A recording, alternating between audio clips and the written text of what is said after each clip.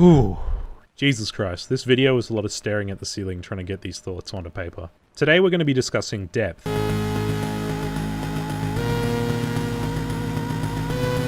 On YouTube I tried looking for videos which explain what depth is. Here's what I found.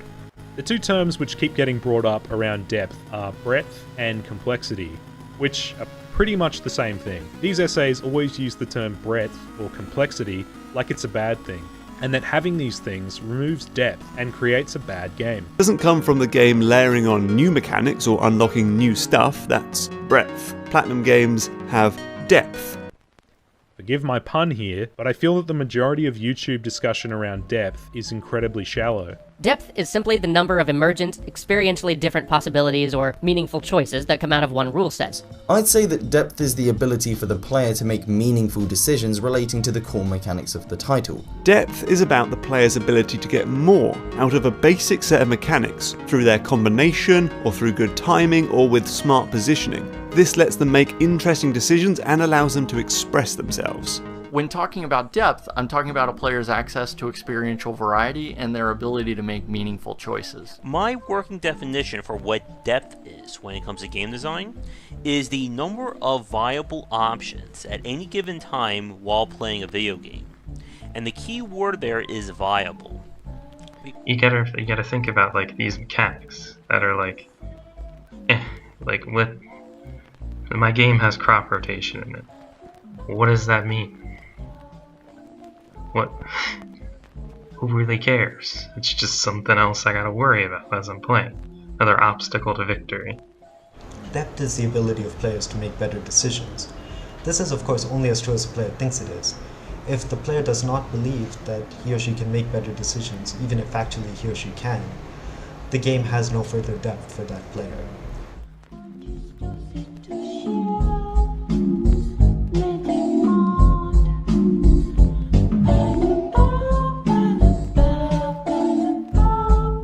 Hey everyone, I'm just cutting the video here just for a second because I just want to elaborate a little bit more on this.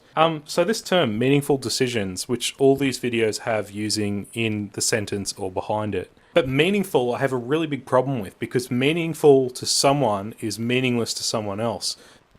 So on YouTube we can sort of summarize the depth discussion as a gameplay-oriented measure of quality. The concept of skill ceilings, skill floors, and playstyles are discussed often in the context of character action games. However, not much of this discussion has direct relevance to the term depth. To be completely honest with you, oftentimes it's just a circle jerk.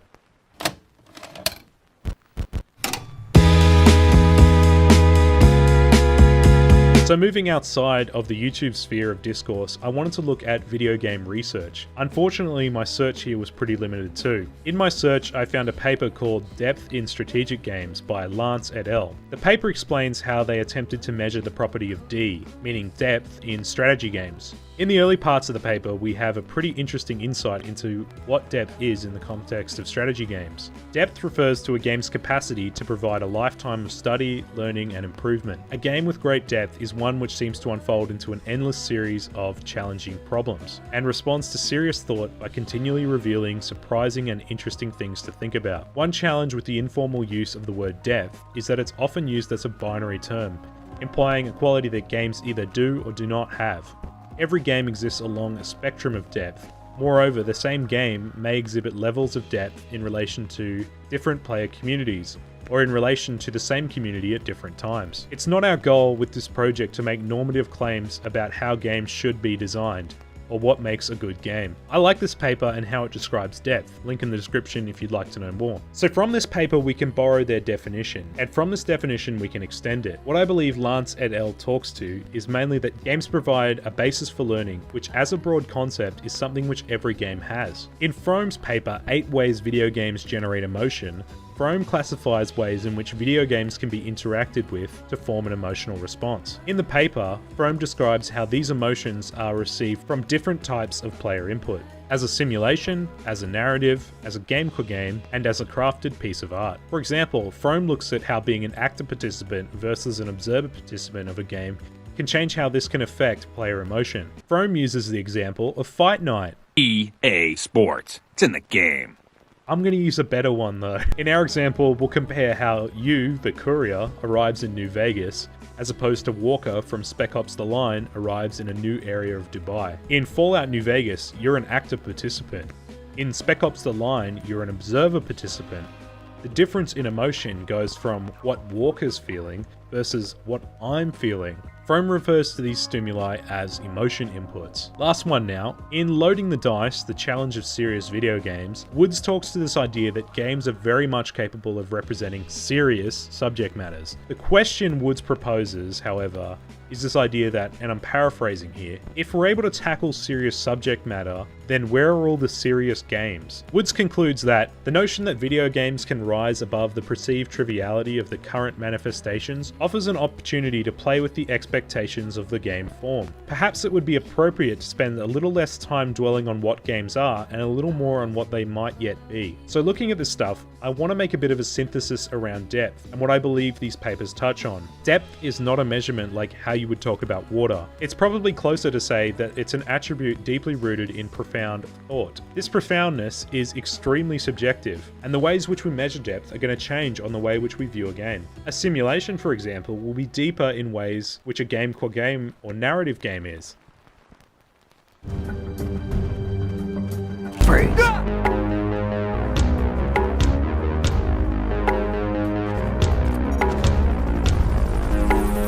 Inside depth comes from player action and agency. But what is inside depth? What do I mean when I say that? Well, depth is, as Lance et al. Stated, is a game's capacity to provide a lifetime of learning. So when learning happens inside the player's own space of development, this is inside depth. So inside depth is a form of learning which happens in a space which we can control.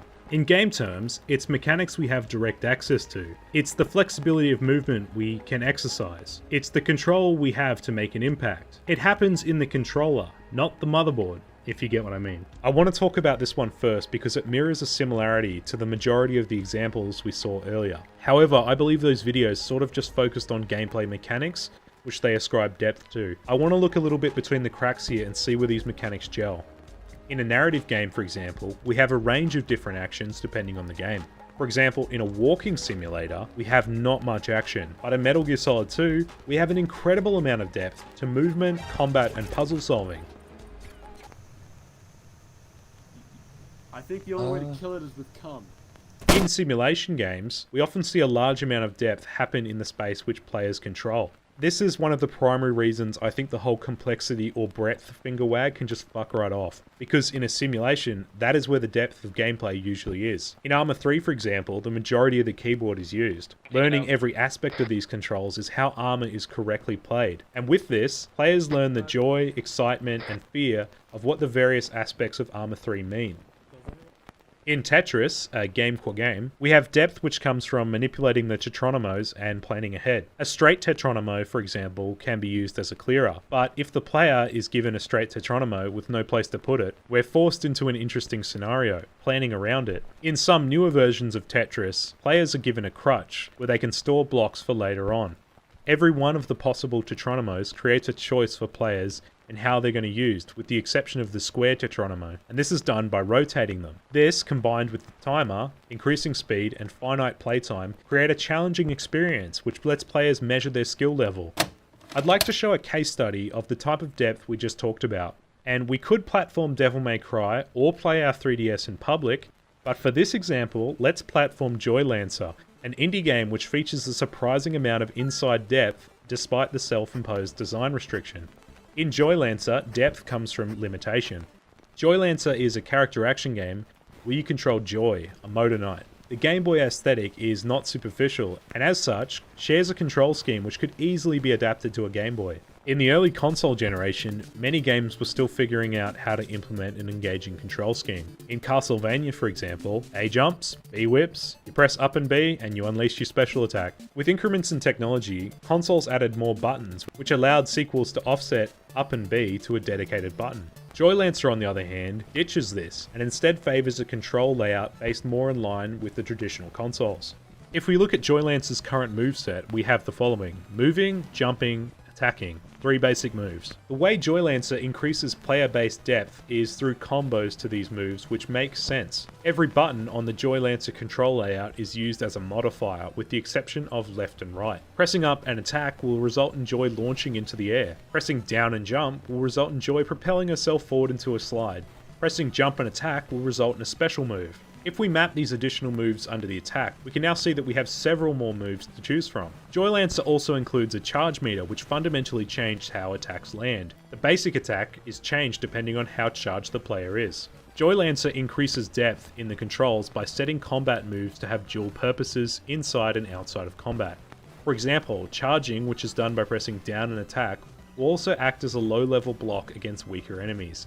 While jumping, pressing down an attack will result in a ground pound move, which will damage enemies but also allow Joy to access parts of the level she wouldn't have otherwise. Joy Lancer's control scheme has been well extrapolated from the 2-button depth we originally started with, by using combos, charging to change how moves behave, and dual-purpose controls. So looking at that, we can see that the player action in Joy Lancer is a mountain which we climb when learning to master the controls. But in doing so, we're able to destroy enemies and execute enjoyable techniques which feel amazing to pull off.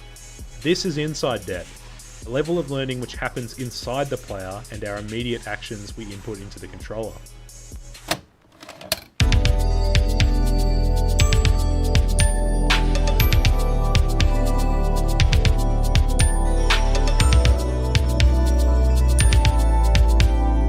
So we talked about inside depth. Flipping the coin now, let's talk about outside depth. Returning to our Lance et al. Definition, depth is a game's capacity to provide a lifetime of learning. So when learning happens outside the player space, we're introduced to outside depth. Now when you walk outside and you see a blue sky with no clouds in sight, but are bitten by flies and other insects, this means you're likely to have a storm or some rain soon. Although you know a storm is likely to occur, it's not within your control. It is coming whether you like it or not. Similarly to games, outside depth is learning how something works outside of your control. This often means things outside of the player class. Knowing how games can control for outside depth is a pretty logical pathway into a discussion of semiotics, the study of signs and how we read them. But that's not what I'll be discussing for this video. So outside depth is a form of learning which happens in a space we can't control directly, but can learn how it behaves. In game terms, it's mechanics we don't have access to. It's elements of game design we can observe and learn how they operate, but at most could only manipulate a small element of. Here's some examples. Tactics, AI, and level design. Let's look at those a little bit more in depth. Tactics which players have to use in the game world will often separate a vapid experience from an interesting one. In Apex Legends, the respawn mechanic adds a surprising jumpstart to the monotony of Battle Royale games. The actions players have when retrieving the token, as well as the actions they do when respawning down teammates, isn't mechanically complex, it's one single button press. However, the thought behind this action brings about a layer of interesting decision making, which separates this battle royale from others in its genre. Those who down the player have a decision. Do you wait around to seal the deal, or move on to avoid the risk of a gamer god making mincemeat of you and your squad? As a teammate of the down player, do you rush in and grab your teammate's token and get out of dodge, or hunt down the perps and secure the area? This one choice creates a unique feeling for Apex, which I will be extremely surprised if other battle royales don't copy. This is an example of a rule which Apex has outside of the player. Mr. X is one of the most terrifying aspects of Resident Evil 2's remake. A monster which won't die, won't announce when he's showing up next, and most importantly, won't stop. Instead of being reliant on pop scares, Remake 2 reimagines what horror is. Mr. X is an example of an AI which is used to create a frightening and tense experience for the player. Hearing his footsteps in the hall beside you, stop, and then turn around and go the other way, create mental gymnastics for players who have to plan ahead. Doing a puzzle? Well, part of routing to this area isn't just managing the zombie problem along the way, but now planning around an unstoppable force which has it out for you. X doesn't force the player to play any better. In fact, I think keeping you cool is probably the best thing to do. But his presence, his new rules to consider, his AI, make the player freak out, creating a deeper experience. Longtime viewers will remember I was friends with a notorious Dark Souls data miner, and while they're gone now, I remember many conversations about the painted world of Ariamis. It was speculated that Ariamis was a test level. A test level is what a game designer uses to test out various mechanics for prototyping purposes. Ladders, status effects, item placement, gimmicks, shortcuts, keys, enemy design. These are examples of things that are being tested. Oftentimes, this just results in a flat room, or in my case, 2 blue lines. Repurposing this though into an actual level is something we don't see often. This is also why the painted world is my favourite. It's a mini gauntlet of discovery and intrigue. The aspects I mentioned earlier are examples of outside depth. While they're initially outside of the player's immediate control scheme, they act as a way for players to learn new rules, and from this have moments of dread, excitement, and relief. What glues this together is level design, which makes players struggle against the complexities and new rule scenarios on top of the base game. These examples are based in outside depth, tangential to the player's own agency, but more accurately, these are things which are deep outside of what the player can do. They make your brain work, not your thumbs.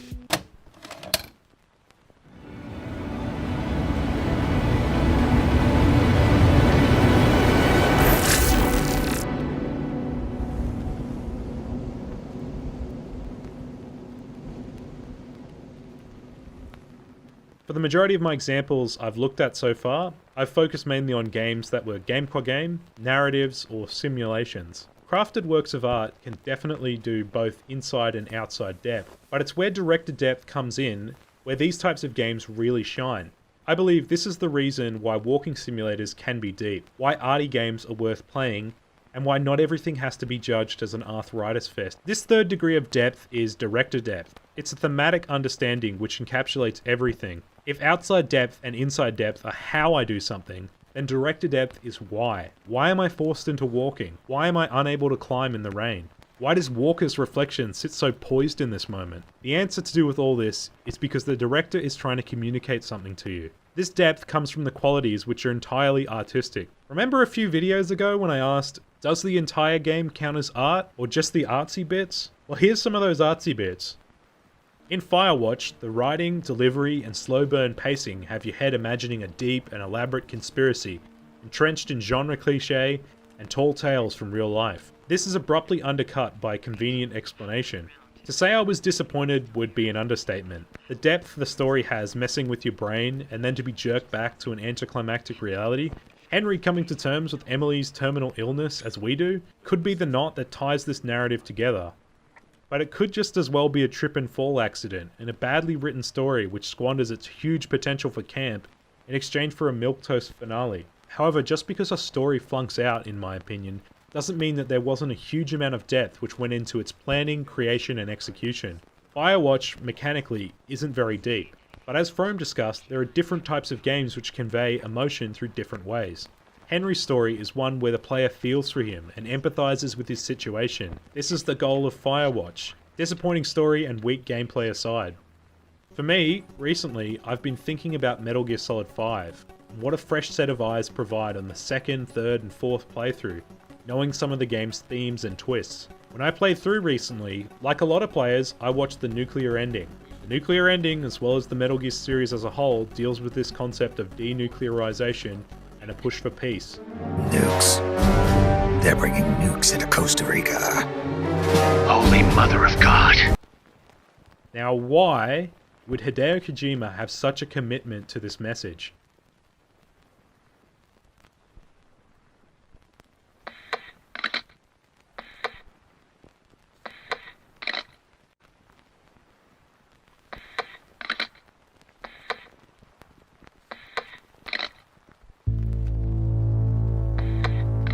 Kojima and the wider Japanese population have inherited the consequences of the 2 atomic bombs which dropped over Nagasaki and Hiroshima. I'm not too familiar with Kojima's family, or if he had direct contact with the cruelty of nuclear war, but Kojima's works tend to reflect a Japan which bears the literal scars of nuclear war, and aspects of life most of us probably can't relate to. Regardless of if you think the delivery of Kojima's anti-nuke message is poorly handled, I believe that this message of peace is so entrenched into the series that it's the backbone of what the various Metal Gears represent. an evil which must be stopped. MGS5 represents a different kind of evil, one which is man-made, but not physical like a nuke. It's the will to dominate others. The parasites represent a literal embodiment of empire building and colonization. He claims they are the dream of every ruler. Since the dawn of time, he calls them his ethnic cleansers. Skullface is a byproduct of this and represents the lust for revenge many groups who have had their language, families, and identities stolen from them. Before he ever walked or cried, even before he was born, his mother tongue was English. He doesn't know the pain of losing his own language. Not yet. He cannot understand her will. I do. I was born in a small village. The last name of my forefathers was taken from them when they were brought to America and made slaves. And then the name of the slave master was given, which we refuse. We reject that name today. You mean you won't even tell me what your father's supposed last name was or gifted last name was? I never acknowledge it whatsoever. Venom Snake mirrors this. His face is lost, identity is lost, and as a soldier from Big Boss's army, he was stolen and recruited by the Diamond Dogs. He didn't have a say in it.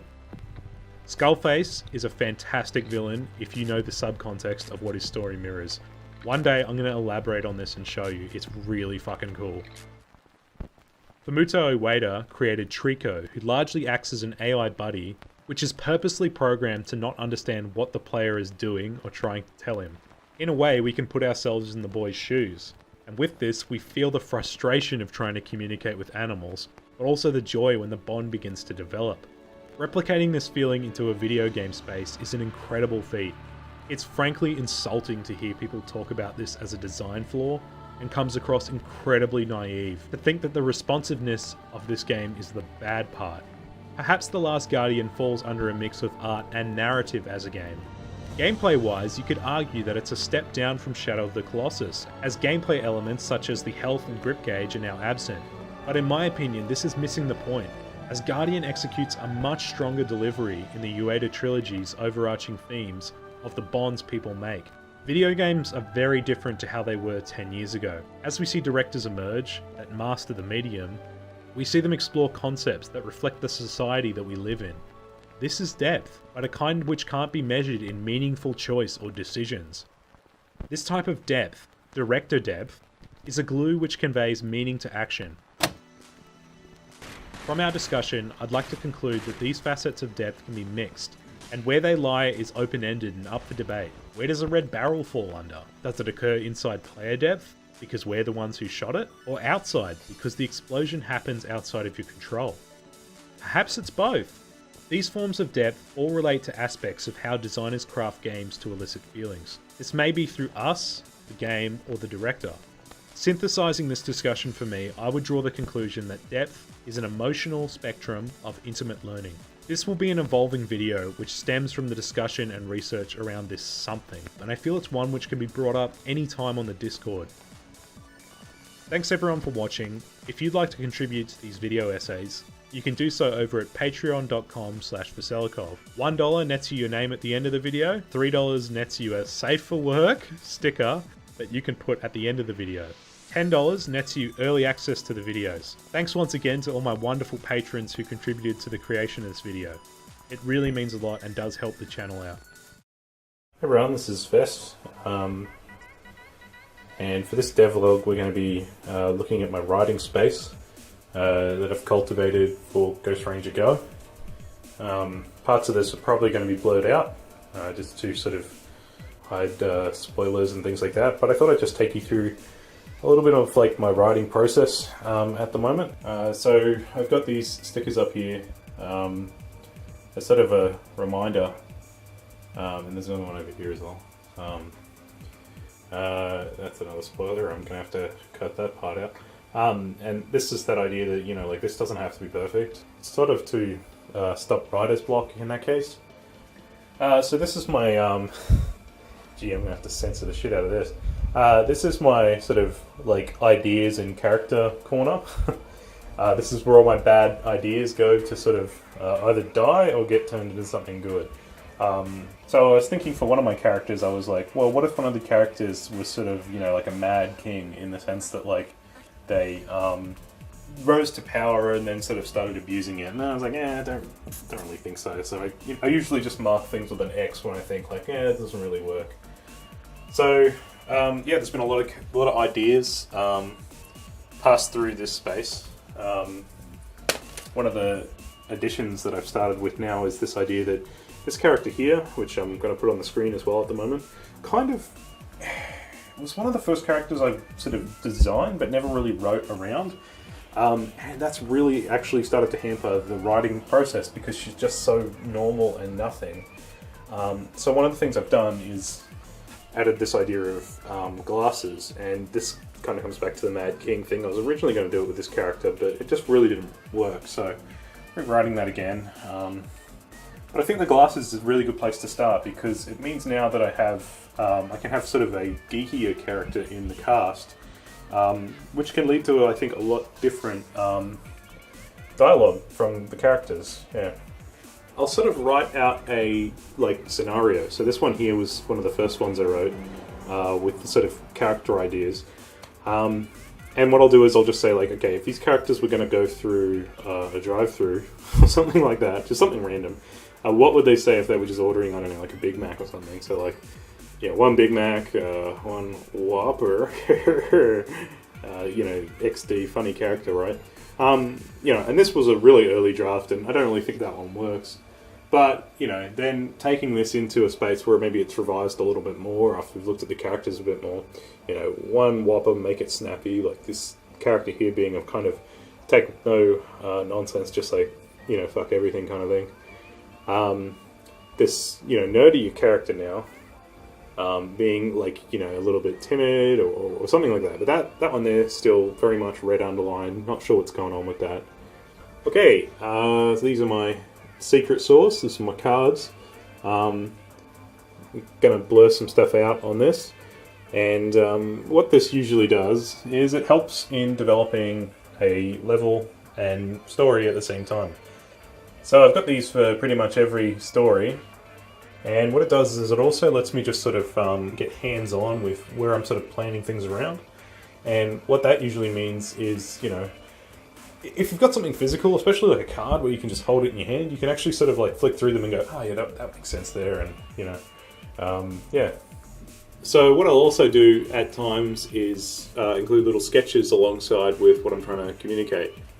For example, you know, like a Bowie knife, or this character here, this poster, which is sort of based on the Marlboro Marine thing. I really didn't draw it right, but things like the railgun. And what this usually just means is, like, it's signaling to myself, okay, I'm going to need to make this asset when I go to draw. But, you know, also, like, this thing is just sort of, like, important to this part of the story.